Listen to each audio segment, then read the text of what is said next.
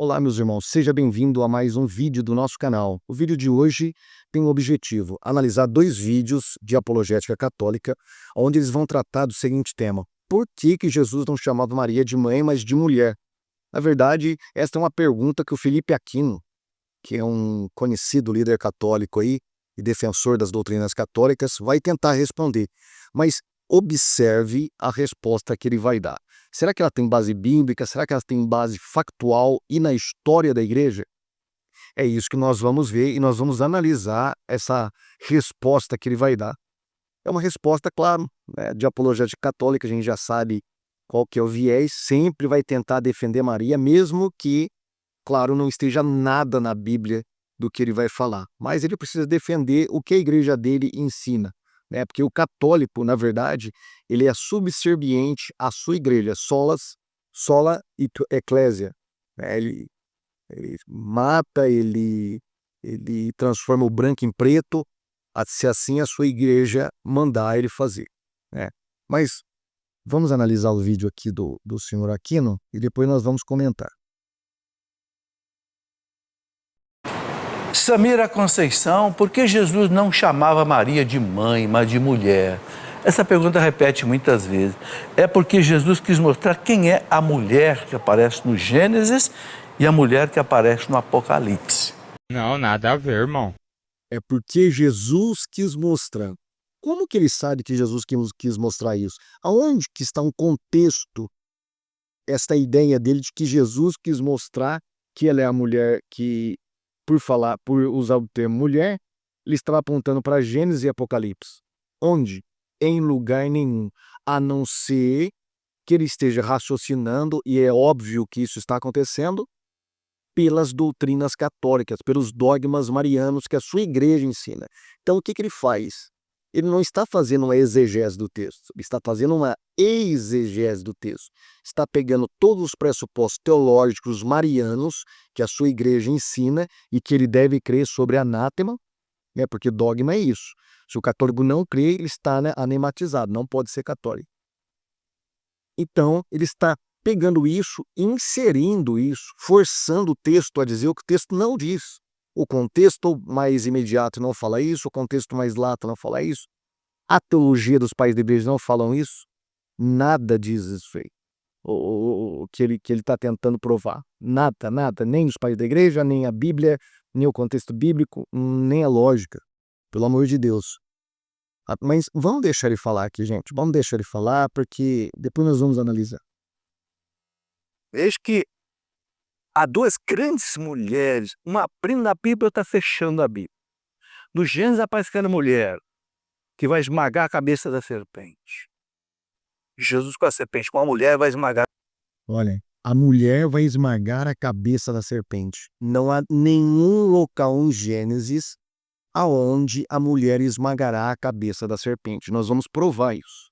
Mas por que ele está dizendo isso, mesmo que não esteja no original? Por causa da sua igreja. Se a igreja ensinou, é claro, ele tem que acatar, né? Se a igreja falar que pau é pedra, o pau deixa de ser pau, tem que ser pedra. Se a igreja falar que o preto é branco, o preto tem que deixar de ser escuro, ele tem que se tornar alvo, porque assim a sua santa, amada igreja diz.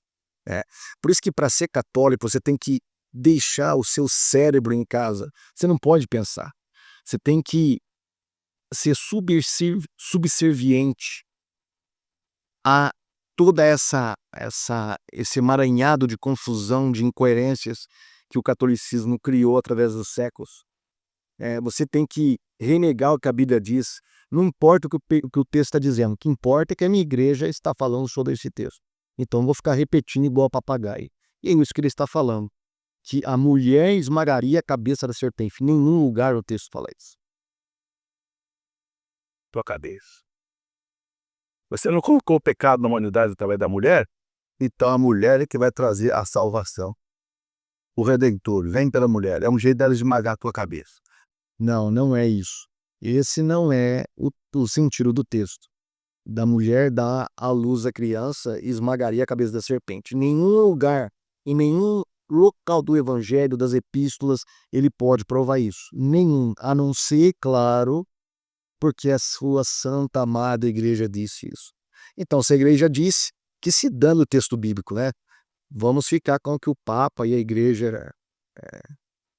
Bom, deixa aqui, ó. Vamos para lá. Vamos ver mais. E lá no Apocalipse vem aquela grande mulher do Apocalipse 12, vestida de sol. A lua debaixo dos seus pés como um pedestal. Na cabeça uma coroa de 12 estrelas, né? Ou seja, é o universo glorificando Nossa Senhora. O sol, a lua e as estrelas. Então, pois Jesus olha para Maria e diz, mulher, eis aí o teu filho. Mulher, não chegou ainda a minha hora, vai nas bodas de Caná, né? Ele está dizendo, quem é a mulher do Gênesis e do Apocalipse? Essa é a minha mãe. Bom, vamos analisar aqui se realmente procede o que esse senhor está dizendo, né? Eu fico vendo assim o tamanho do fanatismo que essas pessoas exercem para defender algo que não tem base alguma na Bíblia, na lógica e na história do cristianismo. Mas vamos dar uma olhadinha. Será que Jesus, quando falou ali sobre mulher, que tem eu contigo nas bodas de Caná, será que ele estava assim elogiando, fazendo uma profecia, apontando para o Gênesis e apontando para o Apocalipse, como o Felipe Aquino quer e os demais católicos? Vamos dar uma olhadinha. Eu separei aqui algumas falas de Jesus que ele usa o termo mulher. Então eu vou colocar para você aqui, separei até no slide aqui. Vamos ver se eu consigo colocar um pouco maior aqui o slide. Aqui, muito bem. Aqui, olha, você percebe, Jesus usa essa expressão várias vezes. Então respondeu Jesus e disse-lhe, ó mulher, grande é a tua fé. Jesus estaria apontando para o Gênesis e para o Apocalipse, falando sobre a mulher que foi pedir uma cura para ele? Claro que não. E vendo Jesus, chamou a si e disse, mulher, está livre da tua enfermidade. Outro versículo, mulher, onde estão aqueles teus acusadores? Ninguém te condenou? Naquela prostituta que foi até Jesus e os judeus queriam apedrejá-lo. Mulher, onde estão aqueles teus acusadores? Será que Jesus estaria apontando para o Gênesis e para o Apocalipse? Olha, ele usou o termo mulher. Outro, disse-lhe Jesus, mulher, crê-me que a hora vem em que nem neste monte, nem em Jerusalém adorareis o Pai. Disse-lhe Jesus, mulher, a mesma expressão que ele usou para Maria. Agora são os versículos que nos interessam. Disse-me Jesus, mulher, que tenho eu contigo? Ainda não é chegada a minha hora. Você percebeu? Jesus usa constantemente o termo mulher. E com Maria não foi diferente. Você vai saber por que não foi diferente. Não porque Jesus está falando de Gênesis, a mulher a Eva lá em Gênesis, ou a mulher do Apocalipse. Isso é besteira. Isso é besteira, completamente alheio ao texto bíblico. Aí na cruz, de novo, quando ele vai se reportar à sua mãe, ele não fala, mãe, eis aí o teu filho. Ele diz, mulher, eis aí o teu filho. Mulher, que tenho eu contigo. Mulher, eis aí teu filho. Para as outras mulheres ele diz a mesma coisa. Mulher, crê-me que a hora vem, que nem neste monte, nem em Jerusalém adorareis. Mulher, onde estão aqueles teus acusadores? E disse, mulher, está livre da tua enfermidade. Ó mulher, grande é a tua fé. Não tem nada a ver. E a expressão, que tenho eu contigo? Será que é uma expressão que Jesus estava acolhendo Maria, confortando Maria, sendo brando com Maria, ou é o contrário? Vamos analisar essa expressão? Aqui, vamos ver aqui esta expressão. Disse-lhe Jesus, mulher, que tenho eu contigo? Ainda não é chegada a minha hora. Essa atmosfera, esse clima, era um clima amistoso ou era um clima um pouco hostil? Como que essa expressão era usada? Por exemplo, os demônios usaram essa mesma expressão para Jesus. Lá em Mateus 8,29 diz assim, olha, e eis que clamaram dizendo, que temos nós contigo, Jesus, Filho de Deus? Vieste aqui atormentar-nos antes do tempo? Não era uma expressão amistosa com Jesus. Que temos nós contigo? Ou seja, deixa a gente em paz. É mais ou menos essa atmosfera que estava entre Maria e Jesus naquele momento. Por exemplo, lá em Juízes, enviou Jefté mensageiro ao rei dos filhos de Amon, dizendo: que há entre mim e ti, que vieste a mim a pelejar contra a minha terra? Ou seja, ali um conflito, atmosfera de conflito. A expressão é colocada dentro de uma atmosfera de conflito. 2 Samuel 16:10. Diz, porém, o rei: que tenho eu convosco, filho de Zeruíra? Está falando de Davi. Ora, deixai amaldiçoar, pois se o Senhor lhe disse, amaldiçoa a Davi, quem pois diria, por que assim fizeste? Que tenho eu convosco? E a última expressão, 1 Reis 17:18, então ela disse a Elias: que tenho eu contigo, homem de Deus? Veste para trazeres à memória a minha iniquidade e matares meu filho? Você percebe que todas essas expressões, que tenho eu contigo, que há entre mim e você, que é a mesma coisa, que tenho eu convosco, é a mesma expressão que Jesus usou com Maria. É a mesma expressão. Tanto é assim que os pais da igreja entenderam que havia um conflito ali. E Jesus não usa a palavra mulher de balde. Ele estava se distanciando da maternidade de Maria.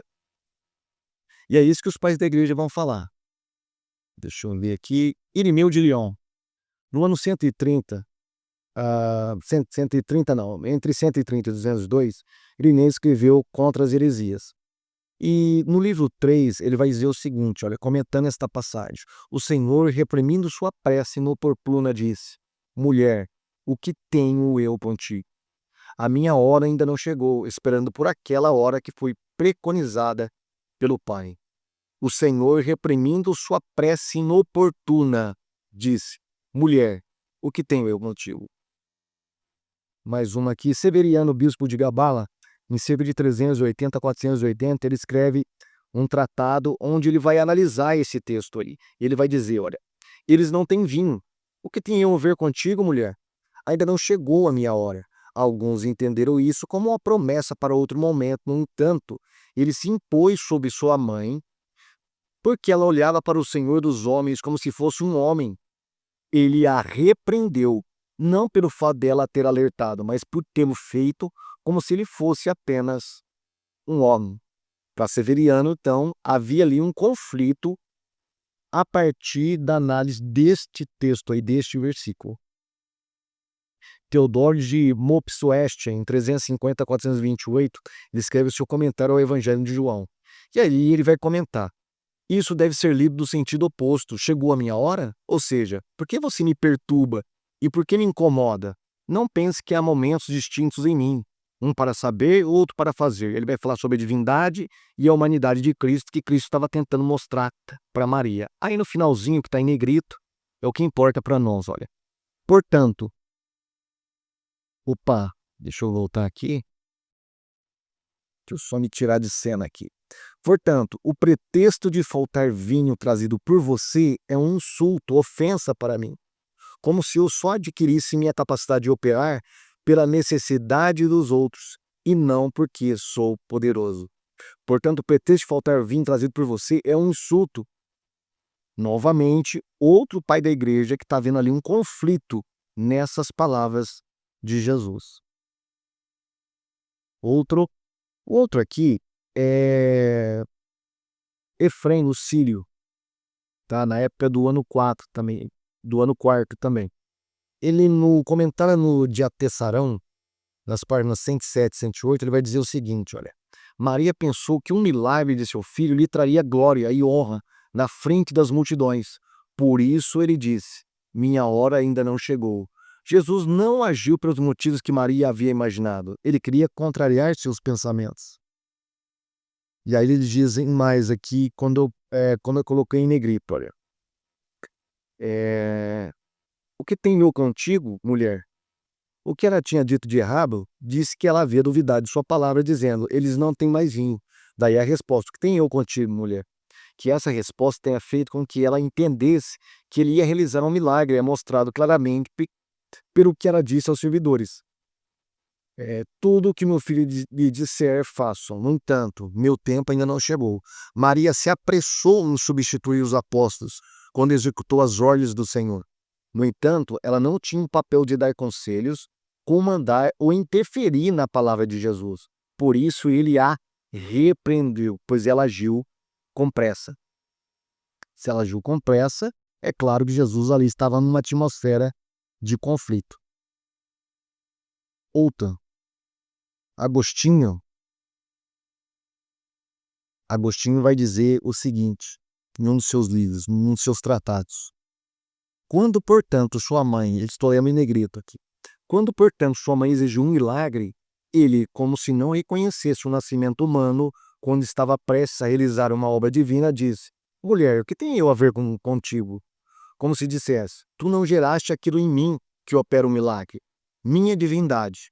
Porque ele disse então: minha hora ainda não chegou, porque ele tinha o poder de morrer quando quisesse, mas não achou conveniente ainda exercer o poder.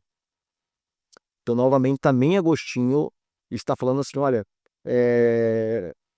por que você está mandando em mim? Você não gerou a parte divina que existe em mim, mas apenas a parte humana.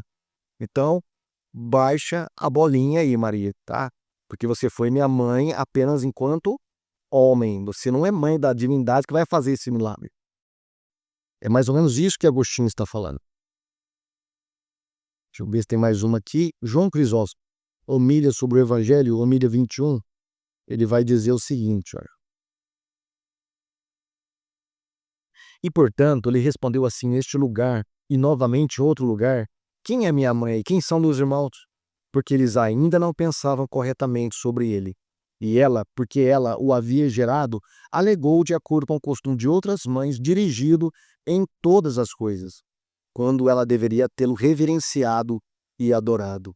E então, esta foi uma razão pela qual ele a repreendeu naquela ocasião, dizendo: mulher, o que tenho eu a ver com você? Instruindo-a para o futuro a não fazer o mesmo.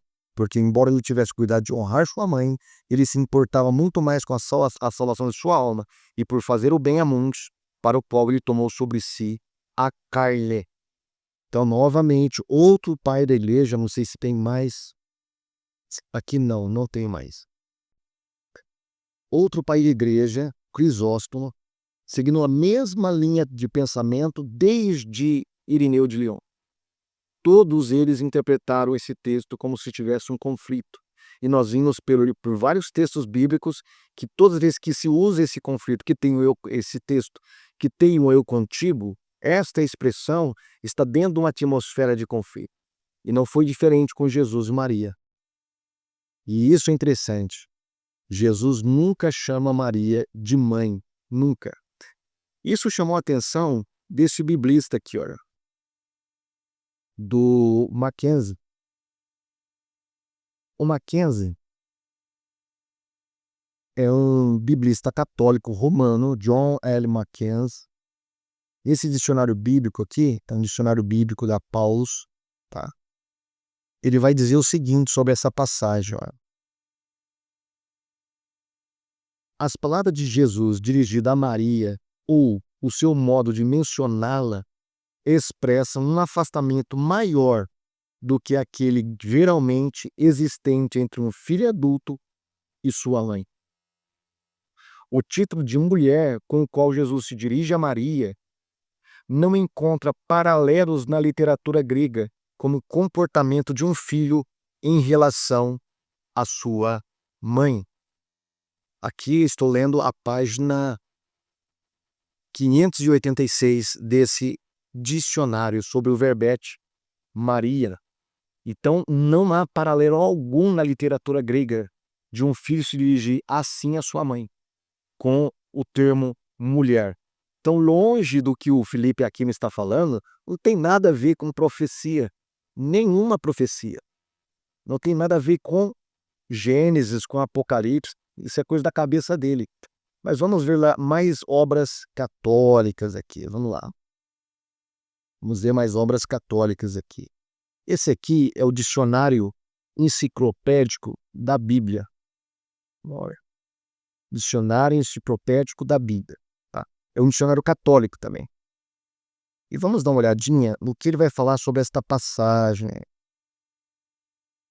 Ele vai dizer assim, ó, na página, também sobre o verbete Maria, na página 949, ele vai dizer o seguinte: a resposta de Jesus, que há entre mim e ti, mulher, minha hora ainda não chegou. É difícil de se interpretar, já por ser tão concisa. E porque Jesus, logo depois de assim mesmo, no milagre pedido. A primeira parte do versículo traduz melhor como uma recusa digna, mas decisiva. Interpretando essas palavras no sentido de que tu e eu temos neste ponto em comum, ou que tu e eu temos com isso. O que a gente tem a ver com isso, mulher? Tá? Então, novamente, uma outra atmosfera de Jesus está repreendendo Maria. De fato, como dizem os pais da igreja que nós acabamos de ler. Mas vamos mais. Tem mais dicionário aqui, tem mais dicionário. Na verdade, agora não é mais dicionário. É o vocabulário de teologia bíblica da Igreja Católica também. É católica isso aqui. E vamos ver aqui no verbete Maria, o que ele vai dizer aqui, ó. Quando ele dá início à sua missão em Caná, suas palavras a Maria, mulher, deixa-me, são não tanto a de um filho, como as do responsável pelo reino. Ele reivindica, assim, a sua independência de enviado de Deus. Doravante para o tempo da sua vida sobre a terra, a mãe desaparece por trás da crente fiel. Então, outro dicionário falando que Jesus estava dando um chega para lá em Maria naquele momento, tá? Num linguajar mais rasgado, tá? É mais ou menos isso que eles estão falando, tá? O Mackenzie fala que é muito estranho, não há paralelo na literatura grega de um filho se dirigir à mãe pelo termo mulher. Nós vimos que Jesus sempre usava o termo mulher para se referir a outras pessoas, não era desrespeitoso, não era isso, mas era um termo neutro. E estava se afastando daquela questão da maternidade. Maria não tinha percebido isso ainda. É dentro deste contexto, nós devemos situar essas palavras de Jesus. E aqui tem alguma profecia, mas nem de longe tem alguma profecia, nem de longe. Agora, resta-nos saber, será que ele disse, quando ele disse que a mulher feriria a cabeça da serpente, está correto? Claro que não. Vamos analisar aqui, ó, e que a Bíblia de fato diz. A minha Bíblia, João Ferreira de Almeida, da NVI, Nova Versão Internacional, vai dizer o seguinte, olha. Por inimizade entre você e a mulher, entre a sua descendência e o descendente dela. Este ferirá a sua cabeça, e você lhe ferirá o calcanhar. O calcanhar. Então, quem que feriria a cabeça da serpente? Era a mulher? Não. Era a semente da mulher. Era o descendente da mulher. Este que feriria a cabeça, porque é assim que está em hebraico. É assim que lê-se em hebraico. E aqui, ó, nós temos uma outra Bíblia, para não falar que eu estou lendo Bíblia protestante, vamos ver aqui a Bíblia de Jerusalém. Gênesis capítulo 3, versículo 15, na Bíblia de Jerusalém. Olha o que diz a Bíblia de Jerusalém aqui, pessoal. Porém, hostilidade entre ti e a mulher, e entre a tua linhagem e a linhagem dela. Ela te esmagará a cabeça e tu lhe ferirás o calcanhar. Aí tem uma notinha em nota de rodapé que vai para a nota de rodapé, tem uma letra que vai para a nota de rodapé, um J que diz assim, olha. O texto hebraico, anunciando uma hostilidade entre a raça da serpente e a da mulher, opõe o homem ao diabo e a sua raça, e deixa entrever a vitória final do homem. É um primeiro vislumbre de salvação, o proto-evangelho. A tradução grega, começando a última frase por um pronome masculino, não feminino, inclui essa vitória não à linhagem da mulher em geral, mas a um dos filhos da mulher. Assim fica esboçada a interpretação messiânica que muitos padres explicaram. Então ele diz aqui acertadamente, a Bíblia de Jerusalém diz acertadamente que quem esmagaria a cabeça da serpente não era a mulher, mas o descendente da mulher, como eu bem li na minha Bíblia protestante. Agora nós temos uma outra versão, a versão Ave Maria, tá? Da Igreja Católica, a versão Ave Maria. Nesse mesmo versículo aí, eles vão dizer o seguinte, ó. Vamos ver como é que ela expressa aqui, ó. Porém o ódio entre ti e a mulher, e entre a tua descendência e a dela. Esta, a descendência dela, né, te ferirá a cabeça, e tu lhe ferirás o calcanhar. Deixa eu ver se eu tenho alguma notinha aqui. Ah, tem sim uma notinha aqui. Ele diz assim, ó. Esta trata-se da posteridade da mulher, da qual Jesus Cristo é o mais iminente representante. Esses versículos contêm o germe da promessa messiânica, que não tem nada de Maria, não apronta para Maria, nem as Bíblias católicas Felipe Aquino, nem os eruditos aqui, os biblistas, apontam para Maria. Que vergonha, né? Como que a pessoa ela precisa passar por cima da lógica, passar por cima do que está escrito, e Paulo fala, não vão além do que está escrito para os coríntios. Não acreditam no que além do que está escrito. Não ultrapassem os limites do que está escrito. Mas o que os católicos fazem? Descumprem a ordem do apóstolo Paulo. Agora, por que da onde que os católicos tiraram essa ideia de que ali é a mulher, né? Sendo que o texto hebraico ele diz claramente que é masculino. Eu vou até mostrar para você aqui, olha. Isso. Deixa eu ficar bem pequenininho aqui. Muito bem. Aqui é Gênesis 3,15, numa versão interlinear, tá? E como a gente sabe, o hebraico se lê da direita para a esquerda, não ao contrário. Inimizade colocarei entre vocês e a mulher e entre a sua semente. A sua semente, ele machucará ou ferirá a sua cabeça, e você ferirá seu calcanhar. Aqui está o pronome hu no hebraico. E o que é hu no hebraico? Vamos dar uma olhadinha aqui. Olha aqui. O pronome aqui é hu. Ele ferirá a sua cabeça. Vamos ver o que o Strong, né, o eminente Strong fala sobre hu. Vou traduzir aqui para o português. Olha, o pronome hebraico hu é usado principalmente para significar ele ou isso, enquanto he é usado para ela ou isso. Então, no original não está he, está hu, ou hu, que significa ele. Então, nunca pode ser a mulher, porque ele está falando de um descendente masculino, está falando de Jesus Cristo, né? Agora, por que então eles falam que é mulher? É por causa de uma má tradução da Bíblia de Jerônimo, da Vulgata Latina. A Vulgata Latina traduziu para o latim com o pronome feminino ao invés do masculino, mas essa história é um pouco mais complicada, viu? É bem mais complicado que a gente do que parece. Olha o que esse autor aqui, olha. Agora eu vou deixar aqui um pouquinho maior.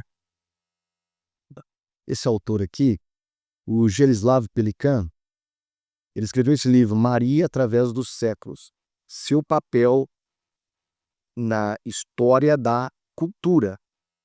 Tá? É um respeitado historiador da igreja, esse Pelikan aqui. Ele é usado em universidades, por teólogos, enfim. E ele fez esse livro sobre Maria, né? É a parte mariológica dele, né? Da literatura que ele produziu. E aqui ele vai falar um pouquinho dessa questão da tradução. Aí ele vai citar, né, a tradução de Jerônimo, ele vai falar, ó, mas algum ponto na tradução latina, seja por engano, fraude ou sentimento religioso, o neutro ipsum, concordando com a forma neutra semen, semente, foi substituído pelo feminino ipsa. Então veja bem, olha o que ele vai falar. Nos poemas e obras de arte do Ocidente Latino, essa tradução inspirou a imagem da humilde virgem triunfando sobre o orgulhoso tentador. A partir de um erro da Vulgata Latina, da tradução de Gênesis, capítulo 3, versículo 15, a partir daí, os católicos romanos conseguiram uma justificativa, ainda que fraudulenta, de que era Maria que esmagaria a cabeça da serpente. Mas ele vai falar mais. Aqui em outra parte, na página 130, ele vai falar o seguinte, olha. Deixa eu ver aqui.